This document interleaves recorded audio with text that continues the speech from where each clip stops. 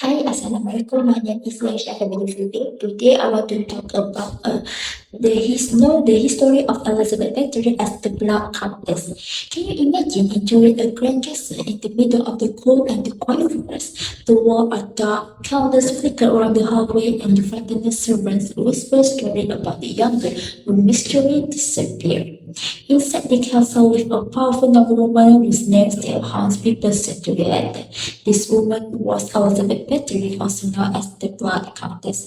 Until today, people around the world continue to discuss her story through books, films, documentary, and the legend because many believe she was one of the most ruthless women in the history. Today, I would like to take you on a journey into the life of Elizabeth Bathory and explain how she earned the title of the Blood Countess. First, we will explore their background and early life. Then we will look at the crime and the legend that made her famous throughout history. So let us begin. First, for the background, Elizabeth Bathory was born in the year of 1560 in the Kingdom of Hungary. She came from one of the wealthiest and the most powerful noble families in Europe. Because of her family high social status, she grew up surrounded by wealth, servants, and the political influence. Unlike ordinary children, Elizabeth spent her childhood in a luxury environment where noble family played important role in the government and society. Her family members had powerful position and were respected throughout the kingdom. Some historical accounts also claim that she was exposed to stories about witchcraft, superstition, and satanism from an early age. Although historians continue to debate this claim, such stories later become part of the dark legend surrounding her life. So next to the American status, at the age of 50s, Elizabeth married a Hungarian nobleman named Ferenc Radasti. Her husband was known as the fierce warrior who fought many battles for Hungary. Because of his bravery, he gained respect and recognition throughout the kingdom. After their marriage, Elizabeth moved to the Countess castle. While her husband spent long period away fighting in war, Elizabeth remained at the castle to manage the family estate. This gave her significant authority over servants, workers, and the daily operation of the household. As a result, she became one of the most influential noble women of her time. So next we go to the personality and education. Elizabeth was highly educated for a woman living in the 16th century. At a time when many women received a very little formal education, she was able to read, write, and speak several languages such as Hungary, Latin, and German. Her intelligence and education helped her manage a large estate and communicate with people from a different background. However, despite being a well-educated, many people describe her as strict, cruel, and quick-tempered, especially toward the servant and the maid. These descriptions would later contribute to the frightening reputation associated with her name. So we go to the why she known as the blood countess. So as the time passed, disturbing rumor began to spread about events happening inside the castle. Many young maidens moved into the castle to work as a servant were said to have a mystery disappeared. Family become concerned when their daughters failed to return home.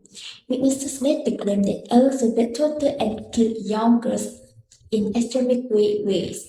According to some testimony collected during investigation, as many as 612 girls may have been victims. Although historians continue to debate whether this number is accurate, the accusation greatly shocked society at that time. This story quickly spread throughout Hungary and neighboring region, causing fear among the public. So next, we go to the legend of the body in the blood. One of the most famous legend about the Elizabeth Bathory is the story that she bathed in the blood of the young girl. According to this legend, she believed the body in blood will help her remain young and beautiful. This story became widely known as the eventually became the reason why she earned the nickname the Countess, the Blood Countess. However, modern historians are not certain whether this true story is completely true. Some researchers believe that the legend may have been exaggerated or created many years after her death. Nevertheless, The story remains one of the most famous and tragic legends associated with her. Next, we move to the investigation and the punishment. Eventually, the rumors become too serious for authorities to ignore. In 1610, Hungary's official launched an investigation into the activity taking place at the castle. Many servants and witnesses were questioned. Several men testified against Elizabeth and described an atrocity that allegedly occurred inside the castle. Investigators also claim to have found evidence supporting this accusation. Despite the seriousness of the allegation, Elizabeth was never officially executed because of a noble status and a powerful family connection. Instead, she was imprisoned inside her own castle. She remained confined there until her death in 1650. So conclusion from the story is today we explore the background of the Elizabeth Bathory and the terrifying story that made her known as the Black Countess. We learned about her noble family, her marriage and education, and the accusation that eventually destroyed her reputation.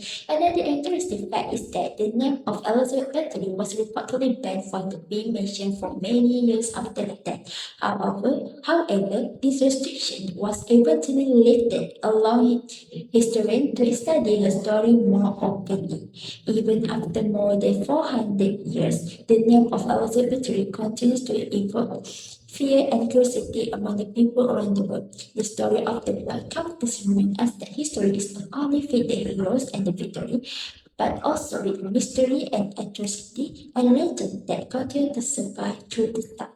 So that's all from me. Thank you.